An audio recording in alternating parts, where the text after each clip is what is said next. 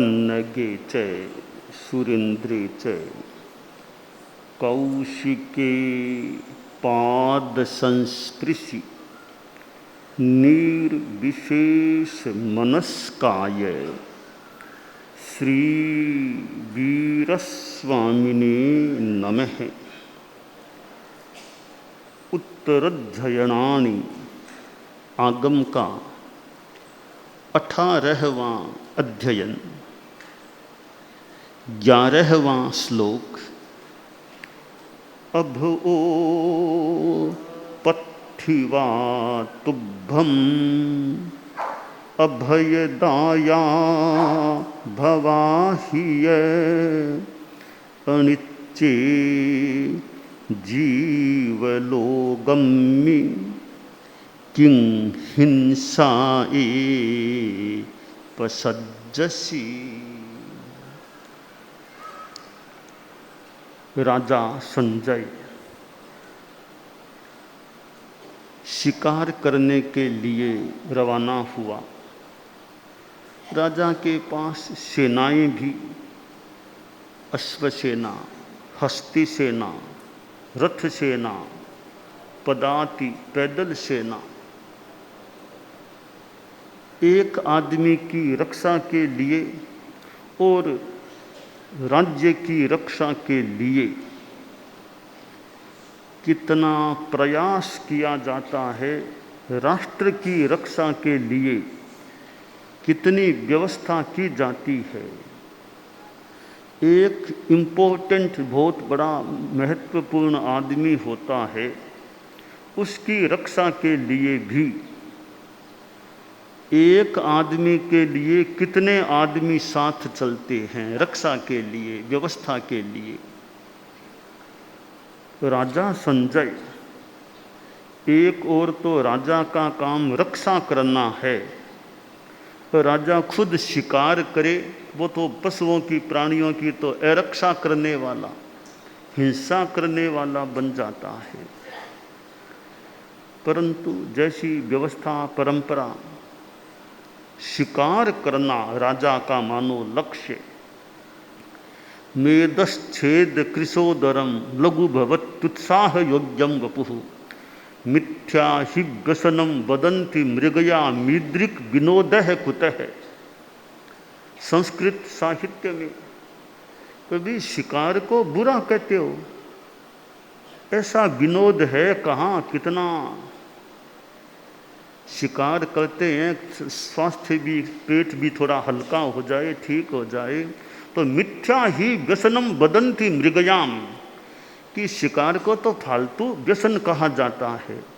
ईदृक् विनोदः कुतः, ऐसा विनोद, मनोरंजन कहाँ से मिल सकता है। भले संस्कृत साहित्य में शिकार की भी कोई गुणवत्ता बताई गई होगी, वह कोई सांसारिक चिंतन, कवि का चिंतन हो सकता है।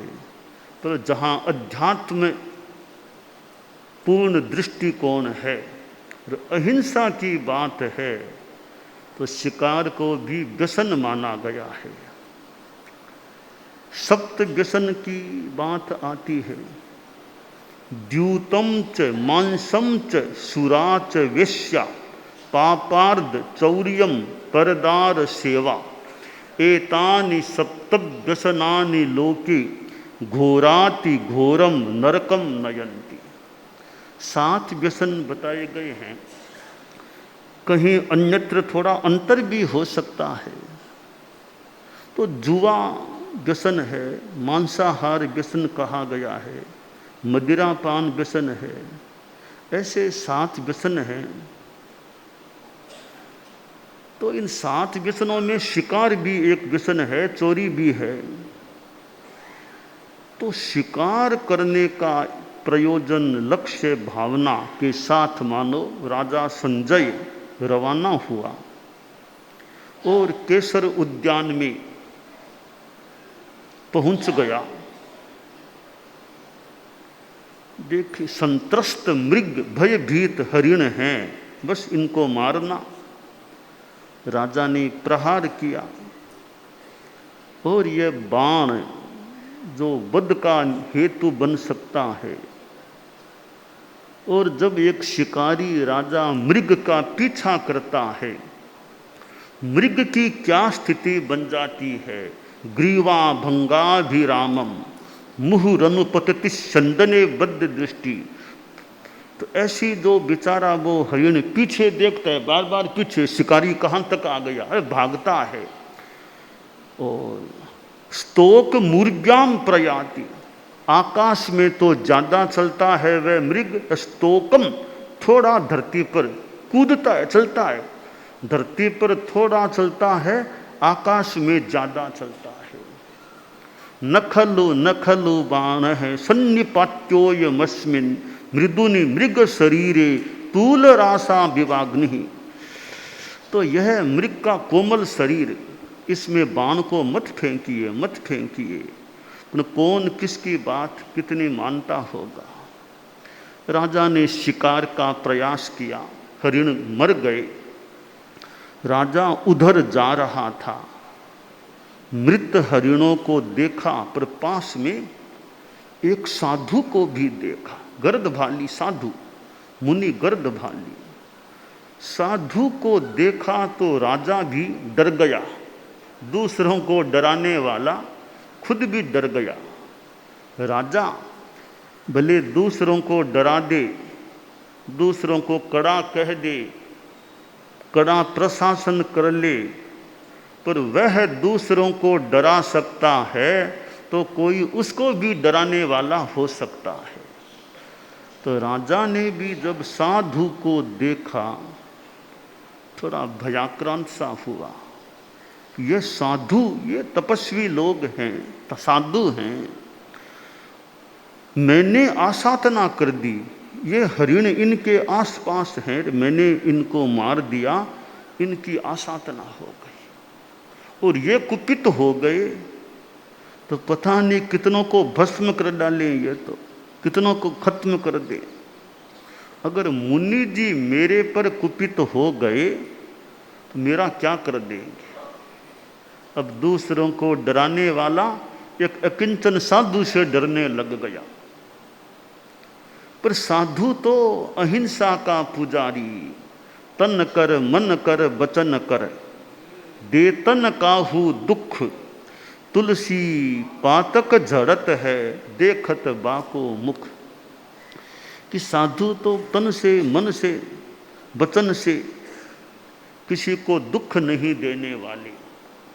ऐसे साधुओं को श्रद्धा से नमन करने से भी, मुख दर्शन करने से भी दर्शनकर्ता का पाप पलायित हो सकता है, पाप झड़ सकता है। राजा थोड़ा सहमा हुआ, भयभीत। मुनि जी तो ध्यान लीन बैठे हैं, ध्यान लीन हैं कि महाराज देखो तो सही, मेरी बात का जवाब तो दो। मुनि तो ध्यान में हैं, महाराज जी कुछ तो मुझे बताओ, कुछ तो कहो मुझे, हरिणों को मारा है मैंने। मुनि जी ने आंखें खोली, ध्यान में बैठे थे, अच्छा माहौल, उद्यान जैसा स्थान, और वहाँ ध्यान की साधना। हालांकि अब ध्यान तो कमरे में भी हो सकता है, होने को ध्यान कमरे में भी हो सकता है, परंतु कुछ प्रारंभिक जो साधक होते हैं, लगता है उनको थोड़ा माहौल भी, पेड़ हैं, जल है, पहाड़ है, ऐसी प्राकृतिक सुषमा में कोई स्थान हो तो यह ठीक है। प्राकृतिक सुषमा थोड़ी स्वास्थ्य के हिसाब से घूमने का और का भी स्थान मिल जाए। और ये जो तत्व हैं दुनिया के, जल, हमारे तो अपकाय, पृथ्वी काय, ये तत्व है, वनस्पति काय, 6 काय के जीव हैं, पृथ्वी, अप, अग्नि, वायु, वनस्पति। तो ध्यान के लिए भी ऐसा स्थान कभी जहाँ पृथ्वी, पहाड़ हो, जल, आसपास कोई नदी हो, झरने हो, झील हो, पानी का स्थान भी हो, और वायु, अच्छी हवा चल रही हो, और वनस्पति पेड़ पौधे हों, ऐसा जंगल पेड़ पौधे सब, ऐसा वातावरण ऐसा माहौल हो कि वहाँ ध्यान करें। ठीक है, अच्छी ऑक्सीजन मिल जाए, अच्छा ठीक रहे, एक अनुकूल स्थान हो सकता है ध्यान के लिए। बाकी साधु के तो जो स्थान मिले वहीं अपना ध्यान कर लो। अब हम जैसे चारित्रात्मा हैं, अब सबको ऐसा स्थान कहाँ मिले। अभी तो मान लो जैन विश्व भारती में प्रवास हो रहा है कि जैन विश्व भारती में मान लो हरियाली पेड़ पौधे भी उपलब्ध हैं, और भी थोड़ा आनुकूल्य मिल जाए, यहाँ ध्यान केंद्र भी है। आचार्य श्री तुलसी के नाम से अंतर्राष्ट्रीय प्रेक्षा ध्यान केंद्र है कि वहाँ ध्यान करें, वहाँ शिविर लगे। और यहाँ तो अभी भी शिविर लगा, हमारे संतों का शिविर लग गया, शादियों और का जो भी समणिया मुमुक्षुओं का भाइयों का शिविर अभी लग रहा है, लगा हुआ है। तो ये अनुकूल स्थान देखा जाता है, परंतु आगे जा कर के ये भी छोटी बात है। पहाड़ है कि नहीं, पानी है कि नहीं, बस अपनी आत्मा में रहो, न पहाड़ को देखना, न पानी को देखना, न पेड़ों को देखना। जो अपना प्रवास स्थल जहाँ स्थान मिला वहीं बैठ जाओ, वहीं ध्यान कर लो। तो आगे की भूमिका है, वहाँ ये अपेक्षित नहीं लगता मुझे कि ऐसा स्थान मिले, बस जहाँ जो स्थान मिला वहीं संतुष्ट रहो और वहीं अपना ध्यान लगा लो, जप करो, जो भी करना हो अच्छा काम करो। तो साधु तो उद्यान में बैठा था, सहज में अच्छा स्थान मिले तो वहाँ ध्यान कर लें।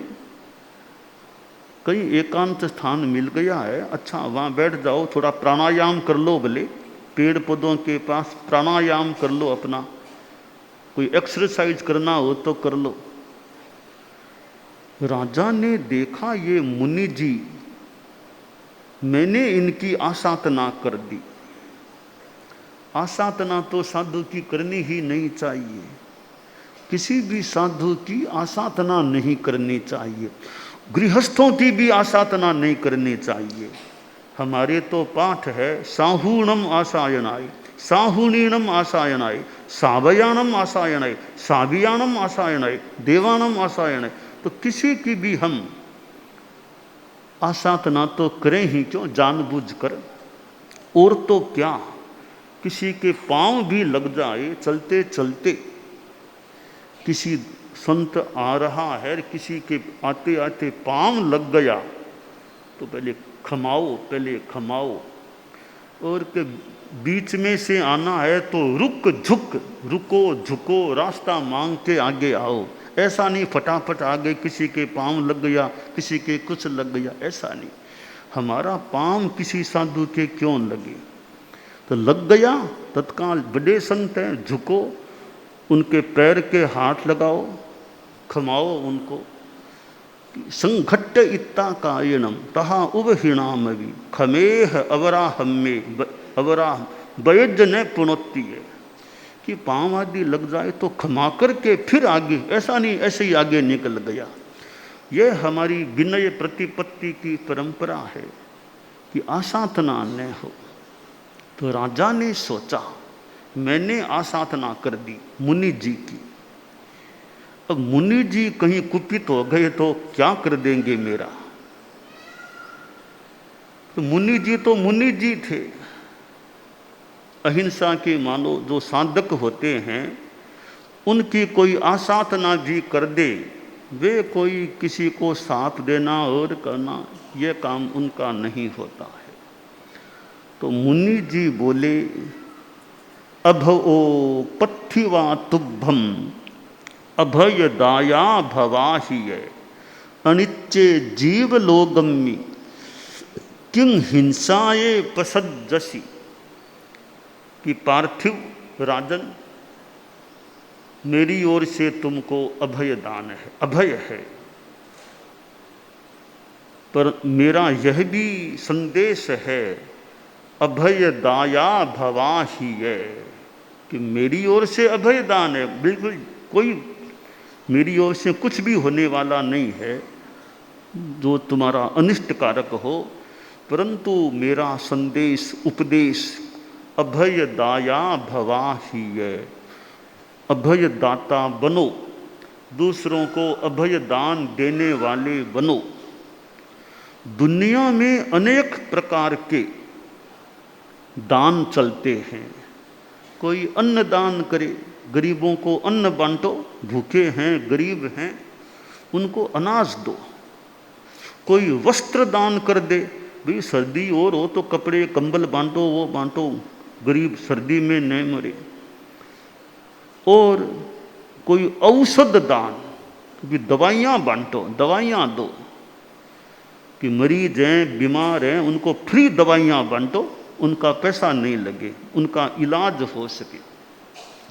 कोई शिक्षा दान, ज्ञान दान, स्कूल खुलवाओ, कॉलेज बनवाओ, विश्वविद्यालय बनवाओ कि ज्ञान बढ़े, लोगों को ज्ञान मिले, बच्चे पढ़ें, बच्चे साक्षर बने, ज्ञानी बने तो ज्ञान का विकास, बाइयाँ भी पढ़ें, साक्षर बने, शिक्षित हों। और कोई स्वयं ज्ञान देता है तो ज्ञान भी एक दान की चीज है।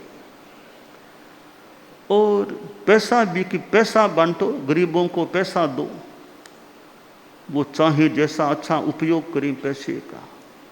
एक है अभय दान, शास्त्र की वाणी है, दानान सिद्धम अभयपयाणम। अभय प्रदान करना श्रेष्ठ दान होता है, श्रेष्ठ दान अभय दान है। दुनिया में दानवीर लोग, ये बड़े दानवीर हैं, बड़े सेठ साहब हमारे बहुत दानवीर हैं, इतना अनुदान दे दिया, इस संस्था में दे दिया, उस संस्था में दिया, गरीबों के लिए ये काम किया, धर्मशाला बना दी, स्कूल बना दी, हॉस्पिटल बना दिया, वो बना दिया। कितने दानवीर सेठ हैं। दानवीर का नाम हो सकता है, दानवीर हैं। जब मैं साधु को देखता हूं तो मुझे लगता है साधु कितना बड़ा दानवीर होता है।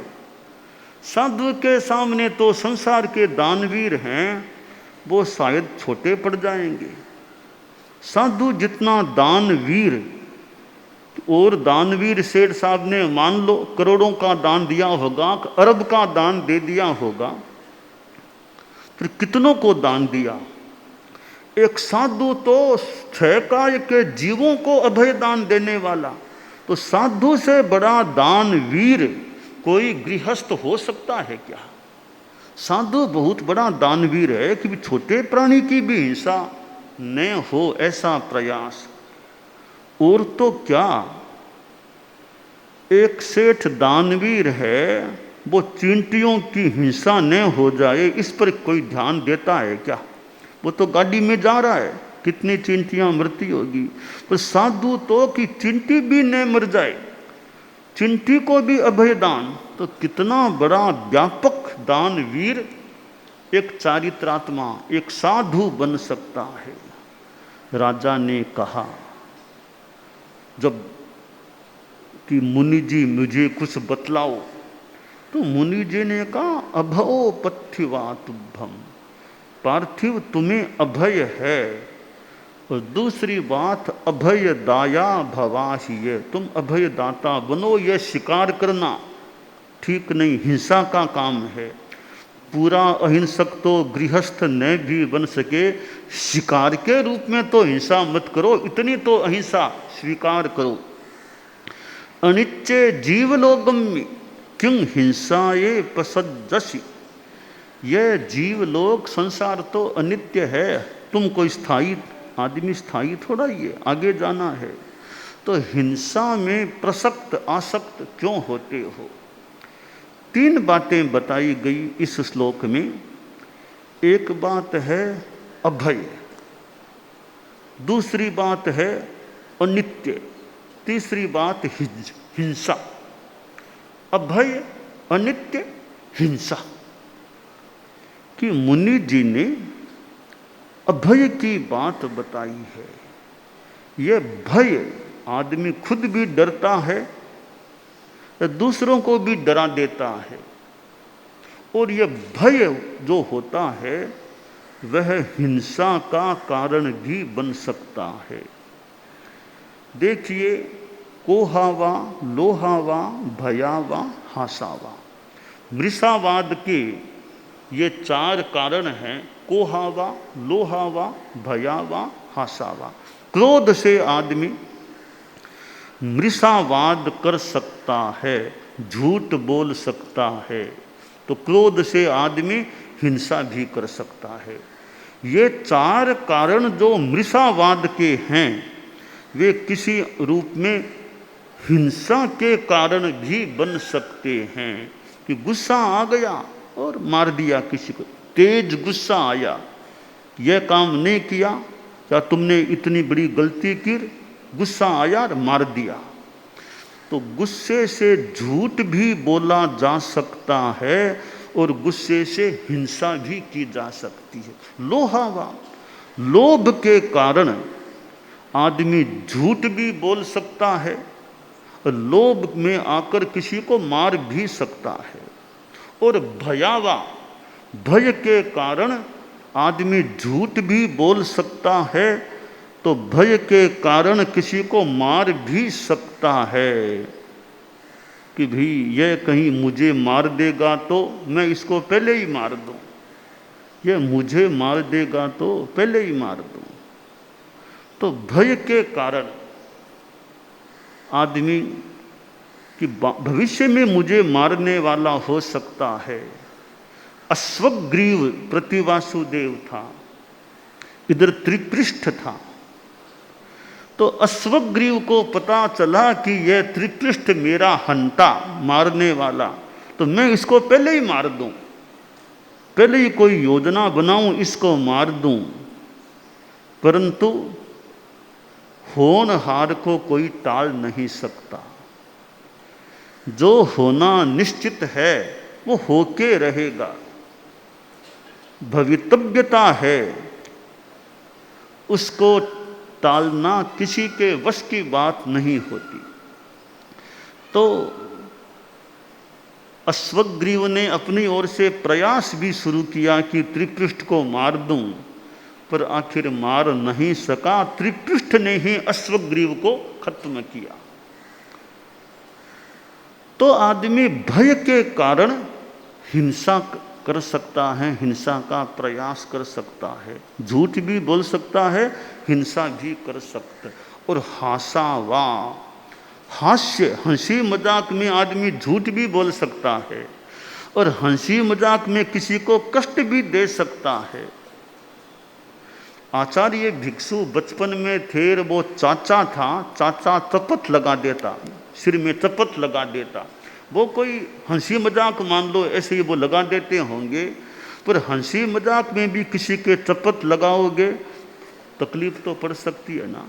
तो हंसी मजाक में झूठ भी बोला जा सकता है और हंसी मजाक के कारण थोड़ा किसी को कष्ट देना भी, कष्ट पहुंचाना, कष्ट पहुंचना भी हो सकता है। तो मुनिश्री या मुनि जी ने राजा को जो उपदेश संदेश दिया कि अभय दाया भवाहिए, अभय दाता बनो, दूसरों न तो खुद को डरना चाहिए न दूसरों को डराना चाहिए। अभय के 2 पक्ष हो जाते हैं, डरना भय है और डराना भी भय है। तो न तो डरना न किसी को डराना। डरना कमजोरी है और डराना एक प्रकार से गलत है, वो भी हिंसा का परिवार का ही अंग है। डराना या दुख देना हो सकता है। तो आदमी न तो डरे और न किसी को डराए। मैं अभय रहना चाहता हूँ तो दूसरे भी तो अभय रहना चाहते होंगे, मैं क्यों डराऊं किसी को। तो डराओ मत किसी को, भय भी तो मत करो। और अहिंसा की साधना करना है, सच्चाई की आराधना करना है, तो उसके लिए अभय की साधना भी अपेक्षित है। कि अहिंसा, तुम डरपोक हो, अहिंसा कायरों की अहिंसा नहीं, नीडरों की, शौर्यशालियों की अहिंसा हो, कि आज अहिंसा शौर्य वीर्य संयुक्त जीवन दर्शन हो। परम पूज्य आचार्य श्री तुलसी ने जो अनुव्रत की बात आगे बढ़ाई, तो कि अहिंसा भी कैसी बलवती अहिंसा, शौर्य वीर्य युक्त बलवती अहिंसा, कि कायरों की नहीं, भय भीत है कि इसलिए मैं अहिंसक हूं नहीं, डरपोक बन करके नहीं, अभय रह करके अहिंसा का पालन करो। मार सके मारे नहीं, ताको नाम मरद। मार सकता है, हिम्मत है, फिर भी नहीं मारना, यह बहुत बड़ी उच्च कोटि की अच्छी अहिंसा है। तो अहिंसक आदमी को अभय भी होना चाहिए, न स्वयं डरना न किसी को डराना।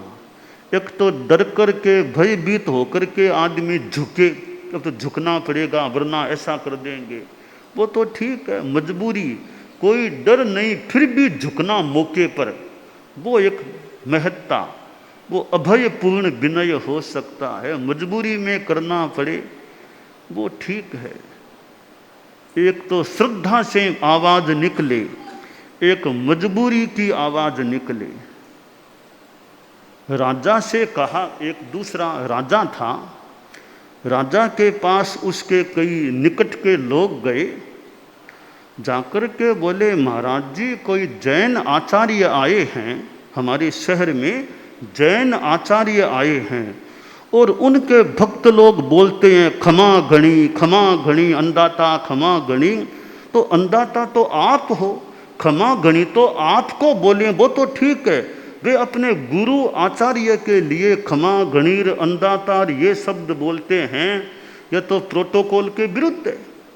ये खमा घणी अन्नदाता तो आप जैसे राजा के लिए हम लोग बोलते हैं, वे तो अकिंचन आचार्य जी आए हैं, उनके लिए भी लोग खमा गणीर बोलते हैं, नीचे बैठ करके नमस्कार करते हैं। हम लोग तो आपको नमन करते हैं, आपके सामने साष्टांग प्रणाम और नमन करते हैं, वे लोग तो आचार्य जी के सामने इतना झुकते हैं, खमा खमा बोलते हैं। यह तो गलत है, कोई प्रतिकार होना चाहिए, कोई पनिशमेंट होना चाहिए कि आपके सिवाय और किसी के लिए खमा गणीर अन्नदाता कैसे बोल देते।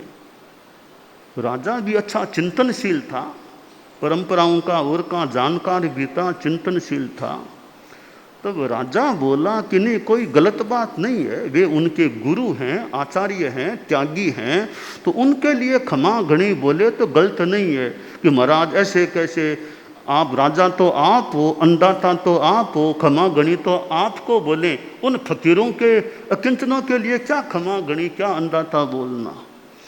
राजा बोला देखो इतने लोग मेरे लिए खमा घणी बोलते हैं, उनमें कई तो डर के मारे बोलते होंगे कि नहीं बोलेंगे तो क्या समझेंगे, डर के मारे बोलते होंगे, वे लोग मानो श्रद्धा से बोलते हैं खमा घणी। तो यहाँ डर की बात है, वहाँ श्रद्धा की बात, डर की बात हो सकती है, वहाँ श्रद्धा से बोलते हैं गुरु के लिए, इसलिए बोलें तो कोई हमारी ओर से दिक्कत की बात नहीं है। तो अभय होकर के डर के मारे बोलना तो ठीक है कि, पर वो अभय होकर के आदमी कुछ विनय करे, उचित विनय करे, वो विशिष्ट बात हो सकती है। एक कोई नौकर था, कर्मचारी, एक सेठ के वहाँ नौकरी करता था। नौकरी करता तो वो अपनी परंपरा के अनुसार तिलक छापा वो यूँ लगाता था। तो सेठ का जो खास कोई मुनीम और कोई निकट रहने वाला था, ज़्यादा निकट रहने वाला, वो बोला सेठ साहब ये नौकर जो आता है ना, वो अपनी परंपरा के अनुसार तिलक छापा नहीं करता, अपने ढंग से करके आता है, तो हमारे यहाँ कोई काम करे उसको तो हमारे कुल की परंपरा के अनुसार तिलक लगाना चाहिए और कोई नहीं लगाना चाहिए। सेठ भी बात में आ गया, निकट भी ने कह दिया, सेठ बात में आ गया। आखिर नौकर से कहा रे ऐसे कैसे तिलक लगाते हो, हमारी कुल की परंपरा के अनुसार क्यों नहीं लगाते। नौकर बोला भी हमारे घर की हमारी माता पिता वही परंपरा ऐसे ही लगा, नहीं नहीं मेरे यहाँ नौकरी करना है तो हमारी कुल की परंपरा के अनुरूप तिलक लगाना पड़ेगा। ठीक है सेठ साहब, देखता हूँ। अगले दिन वो वापिस आया और देखा तिलक तो वही था जो पहले लगाता था। फिर वो कोई आदमी गया सेठ के पास कि वो नौकर तो वापिस उसी प्रकार तिलक लगा के आया है। तो सेठ ने बुलाया, भाई कल तुमको कहा था ना कि यहाँ आओ तो तिलक हमारे कुल की परंपरा के अनुसार वाला लगा के आना, तुम्हारे कुल की परंपरा वाला मत लगाना। नौकर भी थोड़ा यूं हिम्मत वाला था। तो नौकर बोला, सेठ साहब यहाँ जो तिलक है वो तो मेरी अपनी परंपरा का, जहाँ मेरी आस्था, जो हमारी परंपरा उसके अनुसार है। आपने जो आदेश दिया उसका भी मैंने किसी रूप में पालन किया। कि कहाँ किया? यह देखो मेरे पेट पर आप वाला तिलक है, मेरे पेट पर तो आप वाला तिलक है, यहाँ मेरा अपना तिलक है। क्यों? सेठ साहब माफ़ करना, आपकी नौकरी मैं पेट के लिए करता हूँ, आपकी नौकरी यहाँ पेट के लिए करता हूँ, तो पेट पर तो आप वाला तिलक है। यहाँ मेरी श्रद्धा आस्था की बात है तो वहाँ मेरे धर्म या परंपरा का वो तिलक है। तो पेट के लिए आपकी नौकरी है, न कि श्रद्धा के रूप में आपकी नौकरी है। तो अभय कि मेरी जो श्रद्धा, मेरा जो विश्वास है, मैं उसको पेट के लिए कैसे छोड़ दूँ? तो मुनि जी ने कहा, अभय दाया भवाहिय, अभय दाता बनो। और अभय और अनित्य कि जीवलोक अनित्य है, जीवन अनित्य है। इस अनित्यता को देखकर भी अहिंसा धर्म को स्वीकार करो और हिंसाए पसज्जसी, अभय दान दो। अनित्य है यह संसार की स्थिति या जीवन, तो हिंसा, मारना, दुख देना, इसमें प्रसक्त आसक्त मत बनो। तो इस श्लोक में हम अभय को भी देख सकते हैं और अनित्य को भी देख सकते हैं और हिंसा में प्रसक्ति इसको भी देख सकते हैं। तो साधु गर्द भाली, जो साधु साधनाशील और जो महाव्रतों का पालन करने वाला, तो ऐसा हम लोग जो चारित्रात्माएं, जो ऐसा अहिंसा धर्म है वो हमारे भीतर में समाया हुआ रहे। कि रोम रोम में, कि रोम रोम में मानो आत्म प्रदेशों में, रोम तो फिर भी शरीर का हो मान लो, पर आत्म प्रदेशों में अहिंसा की भावना पुष्ट रहे भी। अहिंसा धर्म, अहिंसा धर्म कि रोम रोम तो थोड़ी ऊपर की बात लगती है, प्रदेश प्रदेश, आत्मा के प्रदेश प्रदेश में अहिंसा की बात रहे, आत्मा के प्रदेश प्रदेश में चारित्र धर्म रहे, आत्मा के प्रदेश प्रदेश में वो निष्ठा अहिंसा आदि के प्रति हमारी रहे, तो हम चारित्रात्मा तो धन्य हैं। मानो इतना सुंदर पथ जिन्होंने स्वीकार किया, अध्यात्म का पथ स्वीकार किया, परिवार को छोड़ दिया, घर को छोड़ दिया। वो तो क्या छोटे छोटे बालक बालिकाएं भी माता पिता परिवार को छोड़ कर के इस चारित्र धर्म को, श्रमण धर्म को स्वीकार कर लेते हैं, साधु साध्वी बन जाते हैं। तो कितनी बड़ी बात है। बचपन में माता पिता को छोड़ देना, और माता पिता को भी कुछ धन्यवाद अपनी संतानों को समर्पित कर देते हैं कि एक ही बेटा उसी को दे दिया। बेटी तो है वो थोड़ी मान लो अविकसित है, पर एक बेटा उसको भी दे दिया, दो ही बेटे दोनों को दे दिया। तो कितनी विशेष बात है। दो ही बेटे हैं, एक को भी नहीं रखा, दोनों को दे दिया। एक ही बेटा ठीक सर था, बेटी तो मान लो ठीक स्वास्थ्य आदि, पर बेटे एक को भी दे दिया। तो कितनी बड़ी दान की बात है। ये अभय दान और संतान का दान, धर्म की दृष्टि से संतान का दान करना, तो हमारे साधु साध्वियाँ समणियाँ, कोई तो मानो परिवार ही पूरा का पूरा अपने आप ही दान हो गया, पूरा परिवार आ गया। तो कितनी बड़ी बात है। तीन तीन संतानें या और भी कोई ज़्यादा दीक्षित हो गई, तो दीक्षा देने वाले, आज्ञा देने वाले भी मानो महादानी, महादानी जो इतनी संतानों को समर्पित कर देते हैं तो हमें यह जो अध्यात्म का मार्ग मिला है, संबर निर्जरा का मार्ग मिला है, इस पर हम चलें और कभी मंजिल को प्राप्त करें, यह काम्य है। दानां शुद्धम अभयपयाणम सच्चे सुया अणवज्जं वयन्ति तवे सुया उत्तम बंभचेरम लोगुत्तमे समनेनाय पुत्ते।